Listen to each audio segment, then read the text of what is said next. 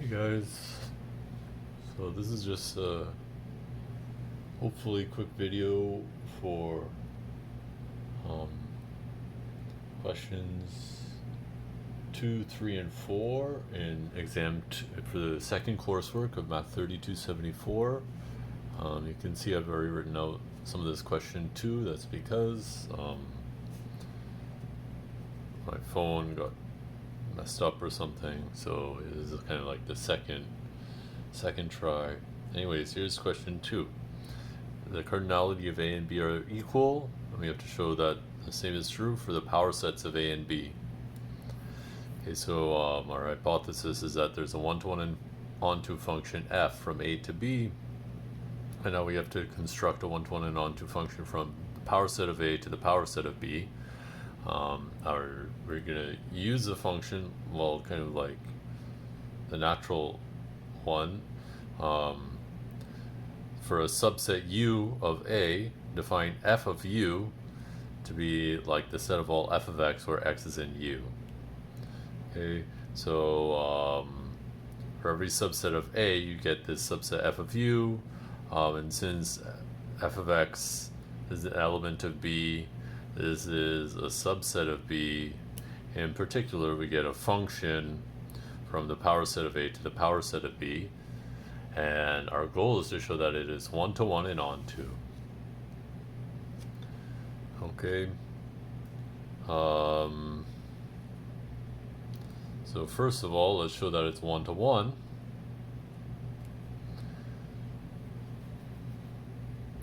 So let's suppose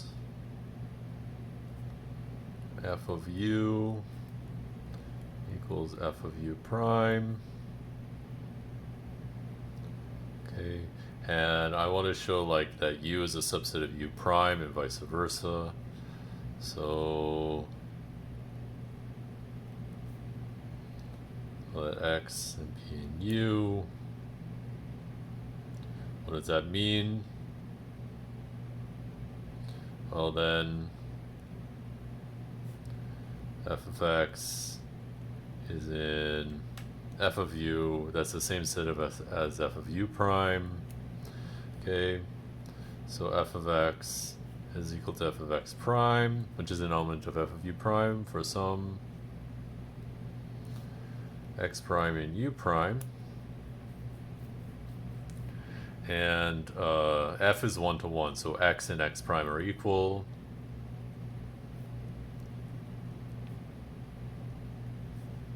F is one-to-one.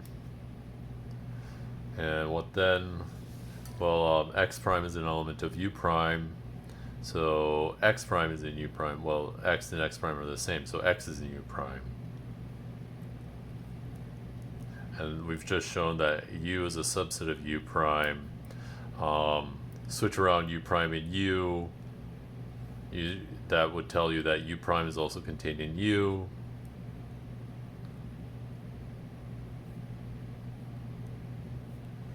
So they're equal.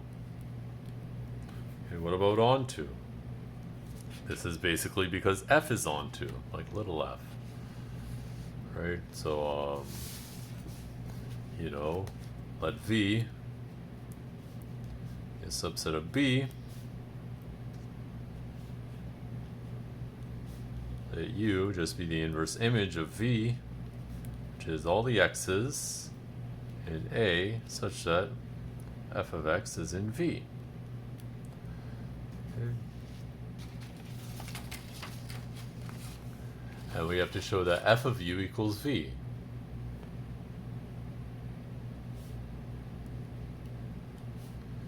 First of all, f of u is definitely contained in V, because every element, like, it's all the apply f, it's all the things that, such that if you apply f to it, you land in V. So this is definitely contained in V, just by definition. And now because f is onto, it's actually equal, so let y be in V. Then f of x equals y for some x in A, and notice that y is in V, so this x is automatically in U, or in f inverse of V. X in U, so y is in f of u. This shows that v is contained in f of u. So f of u equals v, so, or sorry, yeah. I guess I should put it like this. Put this here. Yes, okay. So now capital F is 1-to-1 and onto. So that tells us that the cardinality of the two power sets are the same as required. Okay. Now we got a question about the axiom of choice. Okay, question 3.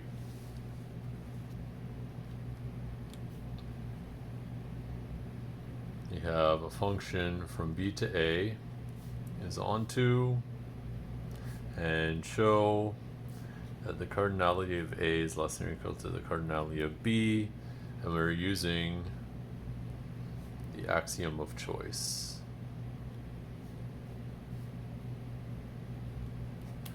Okay, solution. Okay, first I want to make up kind of a system of sets. So we define U.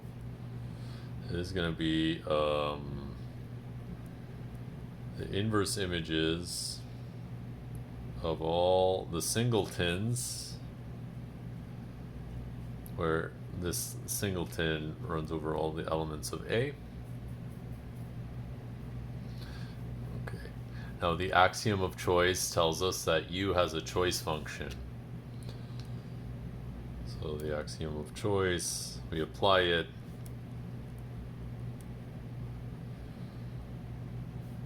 Okay. Say the axiom of choice says there exists a function, let's call it capital F, I guess. It goes from U to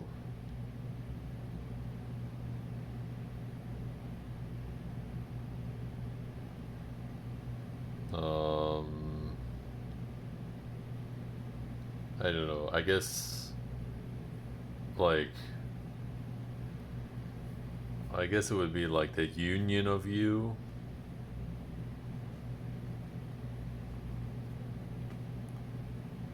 Okay. Codomain isn't so important, but this would be like sufficient. But the important thing is that such that for all, oh no, I don't want to use A, for all x non-empty, x in U, f of x is actually an element of x. In other words, this function picks an element of every set in the collection. Okay. What does it mean for this particular collection? Also, means for all A in A, f of f inverse of A is an element of f inverse of A.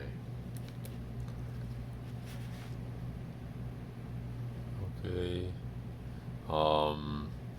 And just note here, since f is onto each of these inverse images is non-empty, and so that's why we get this, that's why we can write this. If some of the inverse images were empty, this wouldn't work, you know? Okay, so let's see, f is onto, so each inverse image is non-empty for all A. Okay. So let's now define G from A to B, and it's just going to be G of A is just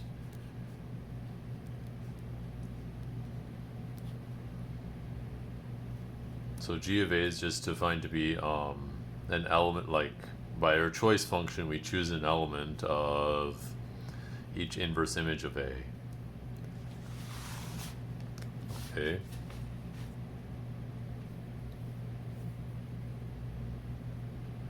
Okay. So notice this is an element of F inverse of A. In particular, f of g of A is equal to A for all A in A. And automatically this tells us g is 1 to 1, because if g of A equals g of A prime, then applying f to both sides, we get f of g of A is f of g of A prime. Well, this is A prime. Okay. So a function like this with this kind of cancellation tells us that g is 1 to 1. Okay. So g is 1 to 1, and g is going from A to B. Okay.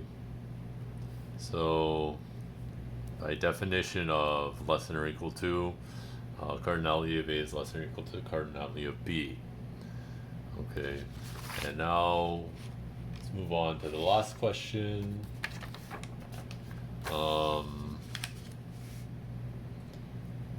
Okay, question 4, talking about real numbers. So our situation is x and y are real numbers, both positive. Okay.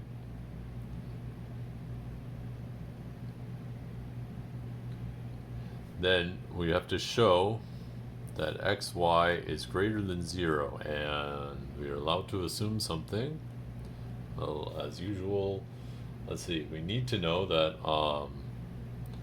that there are rational numbers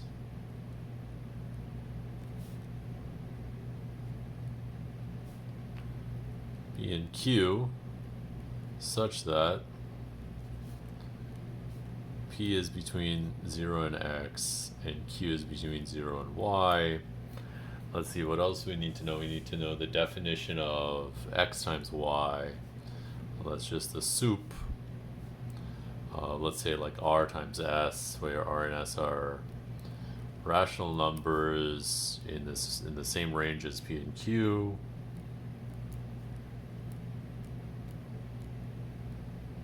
Okay. In particular, this soup is greater than or equal to any particular element in this set.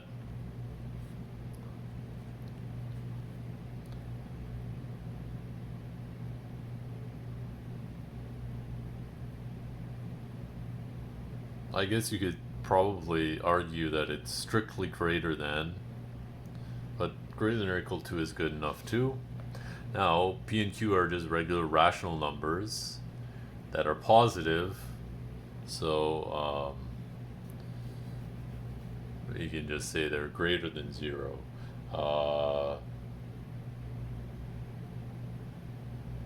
And here we're kind of taking the approach, well, like,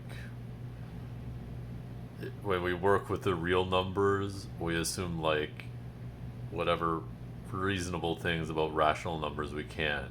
Just like, in the first question of the exam, when we were working with multiplication, we assumed the properties of addition.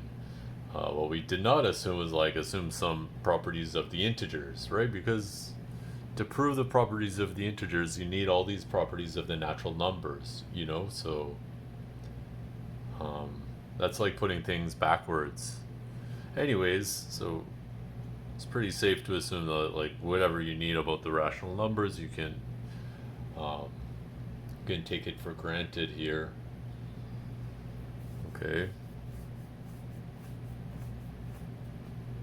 Okay, anyways, now what's the point? Well, when we define the real numbers as Dedekind cuts, we proved couple things right away, you know, like, well, we eventually proved this, but the first thing, well, like, one of the first things you can prove is that, like, the, the, um, the ordering on the real numbers is transitive. So what that tells you is, like, since xy is greater than or equal to pq, which is greater than 0, we have xy greater than 0. Since this is transitive. Okay. You know that xy is not equal to 0 because that would force pq to be 0, which it's not. Okay. So anyways, you apply transitivity, you get xy is positive. Okay. And that's the end of the fourth question, and that's the end of the exam.